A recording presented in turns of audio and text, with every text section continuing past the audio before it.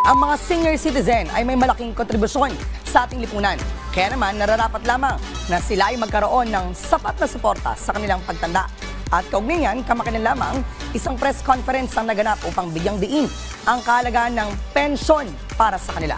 Kung ano yan, panoorin natin ito.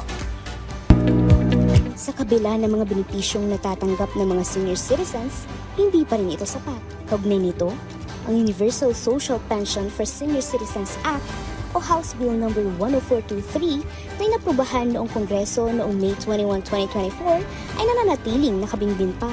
Sa naganap na press conference, binigyang diin ang kahalagahan ng pensyon lalo na sa mga matatandang walang maayos na pinagkukunan ng pang-araw-araw nilang pangangailangan. Alam pa ninyo kung ano yung lumabas na problema doon sa konsultasyon na ito? Two major issues na tinalalay dito. Lumitaw yung kalusugan ng mga matatanda.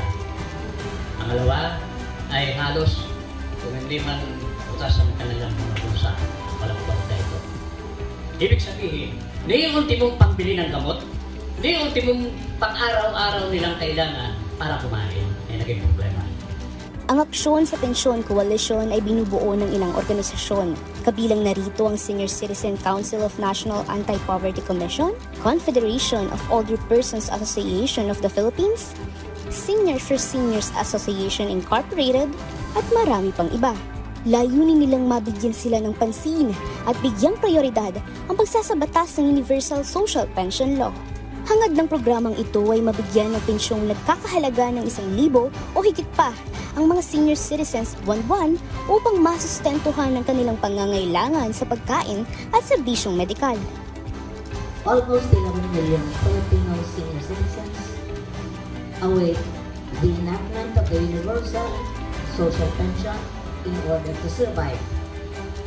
Pambili ng gamot, pambili ng lugaw. Sa pagpapatuloy ng pagdinig sa Universal Social Pension Law, patuloy pa rin ipaglalaban ng Samahan ng Aksyon sa Pensyon Coalition ang karapatan ng mga senior citizens hanggang sa ito ay maging isa ng ganap na batas.